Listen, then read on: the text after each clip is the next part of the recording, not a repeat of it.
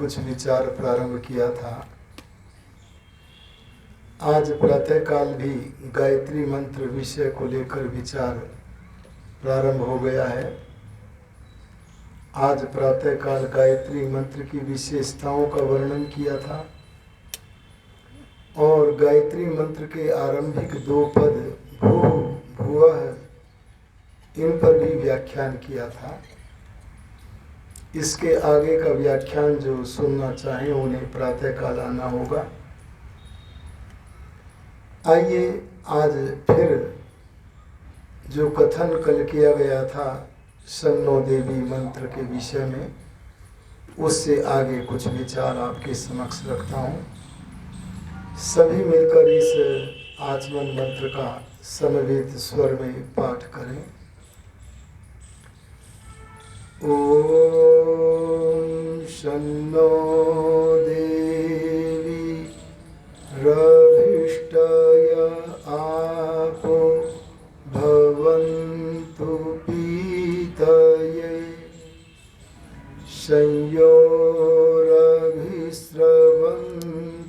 नः संयोरभिस्रवन्तु नः संयोरभिस्रवन्तु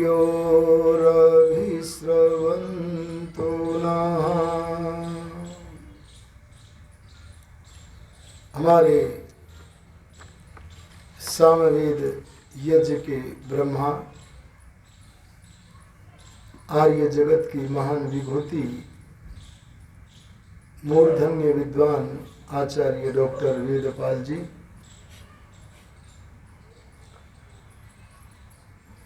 उनके साथ में अपने गुरुकुल की ब्रह्मचारिणियों को लाई हैं आचार्य शारदा जी। अभी हम जिनके गीतों को श्रवण कर रहे थे, आदरणीय पंडित दिनेश पथिक जी,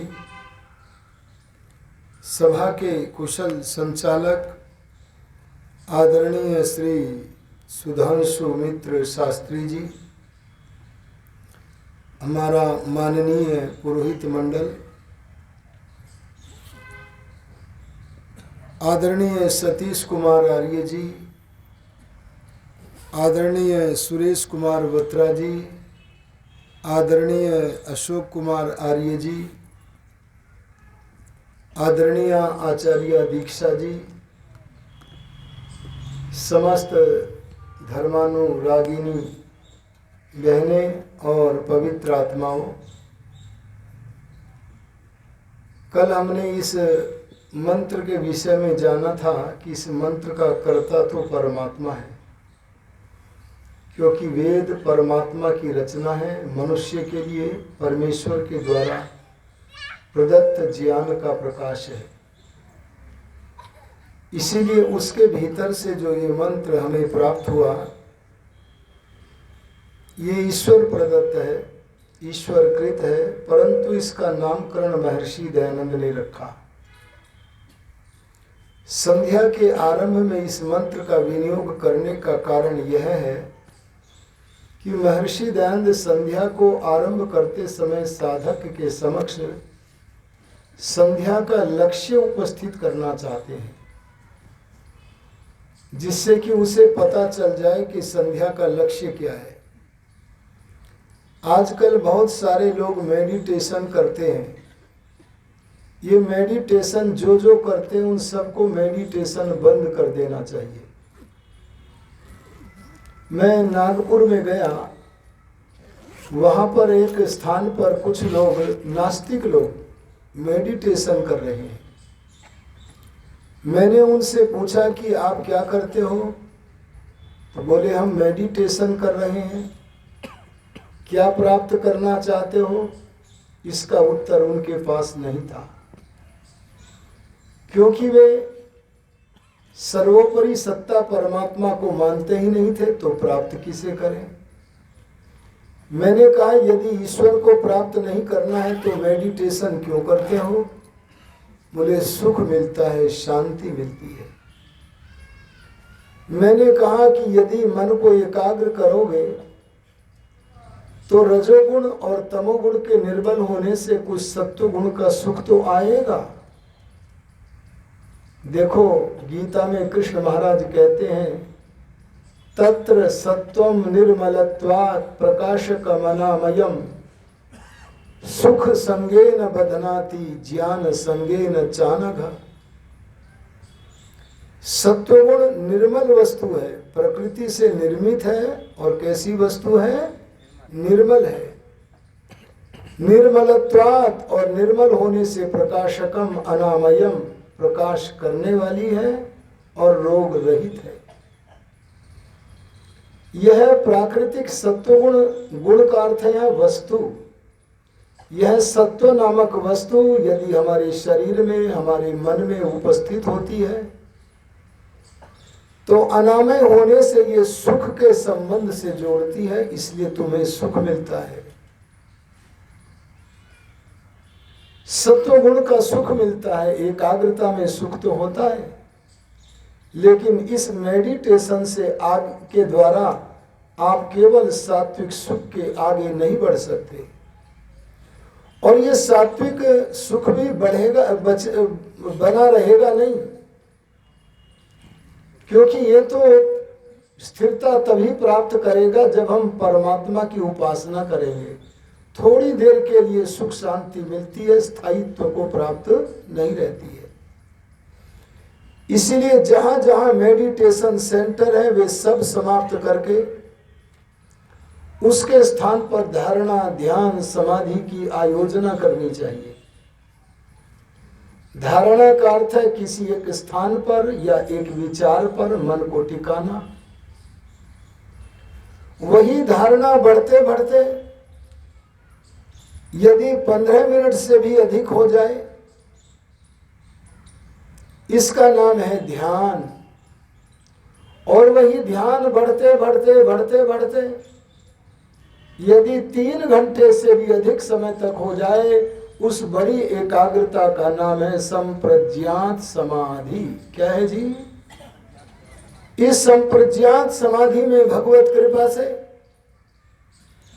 हमें प्रकृति से लेकर पृथ्वी पर्यंत पदार्थों का ज्ञान हो जाता है और आत्म साक्षात्कार भी हो जाता है। लेकिन मेडिटेशन करने वालों को इन वस्तुओं का साक्षात्कार नहीं होता है।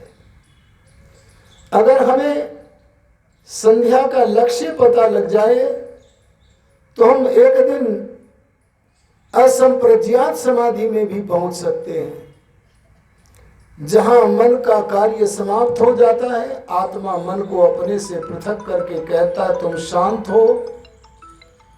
तब मन में एक भी वृत्ति नहीं रहती, एकाग्रता से भी ऊपर उठकर हम निरुद्ध अवस्था को प्राप्त करते हैं। वहां परमात्मा के ज्ञान का और परमेश्वर के आनंद का ही प्रापण होता है, उसी की प्राप्ति होती है। बस इसी उद्देश्य से महर्षि दयानंद सरस्वती जी ने संध्या के आरंभ में संध्या का लक्ष्य हमारे सामने रखते हुए इस मंत्र का विनियोग किया है। आइए इस मंत्र के द्वारा हम संध्या के लक्ष्य को समझने का प्रयत्न करें। हमने कल विचार किया था इस आचमन मंत्र के द्वारा हम बाहर का आचमन, अरे जल का आचमन करें या न करें, लेकिन जो आंतरिक तत्व का आचमन है, अरे जो संध्या का लक्ष्य है, उस आचमनीय पदार्थ का आचमन तो हमें करना ही होगा, अन्यथा हम संध्या के लक्ष्य को सिद्ध नहीं कर सकते हैं। क्या है संध्या का लक्ष्य? इस मंत्र के विषय में बताया है। कल हमने देखा था कि इस मंत्र का विषय है, वर्णीय विषय है आप। अरे बोलो क्या है? आप का अर्थ अगर हम सांसारिक आंगन में देखें तो आप का अर्थ जहां परमात्मा होता है वहां जल भी होता है। लेकिन जब हम आध्यात्मिक आंगन के खिलाड़ी बने, अरे महर्षि पतंजलि की तरह, महर्षि कणाद की तरह, अरे महर्षि दयानंद की तरह जब हम आध्यात्मिक आंगन के खिलाड़ी बने, बड़ा आनंद आता है वहां के खेल में। आध्यात्मिक आंगन का जो खिलाड़ी होता है वह संसार के बहिर्मुख कराने वाले अपने सारे खिलौनों को अपने ही हाथों से तोड़ देता है।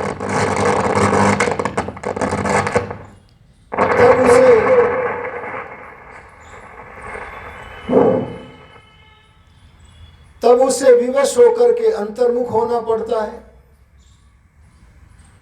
और अंतर्मुख होकर के उसे अपना जो वास्तविक प्राप्तव्य है वह प्राप्त हो जाता है, वह कृतार्थ हो जाता है। आध्यात्मिक आंगन का खिलाड़ी वही बनता है जिसका आत्म राज्य में आत्मा का ही राज्य चलता है।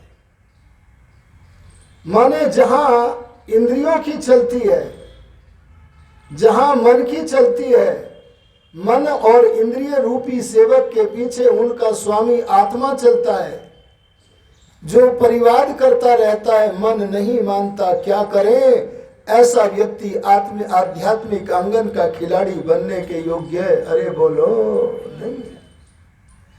जिस समय आत्मा के अनुशासन में उसके सेवक चलते हैं, आत्मा के नियंत्रण में मन और इंद्रियां हो जाती हैं, उस अवस्था में हम आध्यात्मिक खिलाड़ी बनकर वहां खेल खेलते हैं और अंतर्मुख होकर भगवान को प्रत्यक्ष करने की चेष्टा करते हैं।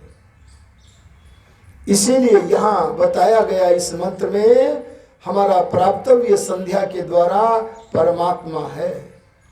आप एक अर्थ हमने कल किया था, ब्रह्मरस। अरे बोलो क्या किया था? ब्रह्मरस। वेद ने कहा है आप का अर्थ ब्रह्म है, और हम उस मंत्र में भी बोलते हवन में आपो ज्योति रसः। यही बात ऋषियों ने बताई, हमने कल विचार किया था, और ऋषियों ने कहा वो संध्या में जो रस मिलता है सबसे बड़ा रस, वो रस तो उसे पाकर जीवात्मा आनंदी बन जाता है। ब्रह्म रस का अर्थ क्या बना? सबसे बड़ा रस। अरे बोलो जी, क्या बना? सबसे बड़ा रस। अभी तो हम सबसे बड़े रस की तरफ आकर्षित ही नहीं है, और जब आकर्षित नहीं है, अरे आकर्षण पाना है ना, तो भगवान के और आकर्षित करने के लिए महर्षि दयानंद सरस्वती जी ने 9वां समोल्लास लिखा, उसे ध्यान से पढ़ जाना। उस परमात्मा के आकर्षण की रस्सी में जो बंध जाए, ऐसा व्यक्ति लंबी लंबी संध्याएं करने लगता है और वह ब्रह्म रस को पाने की कामना करता है। देखो, जो ब्रह्म रस को नहीं जानता वो तो सांसारिक रसों में ही निमग्न रहता है। एक मनुष्य कहता मैं तो ब्रह्म रस का पान प्रतिदिन करता हूं। हमने कहा आपको कहां मिला? कभी संध्या तो करते नहीं हो, अरे कभी ध्यान तो करते नहीं हो, आपको ब्रह्म रस कहां से हाथ लगा? तो कहने लगा मैं 15 रुपए का एक गिलास ब्रह्म रस पीता हूं।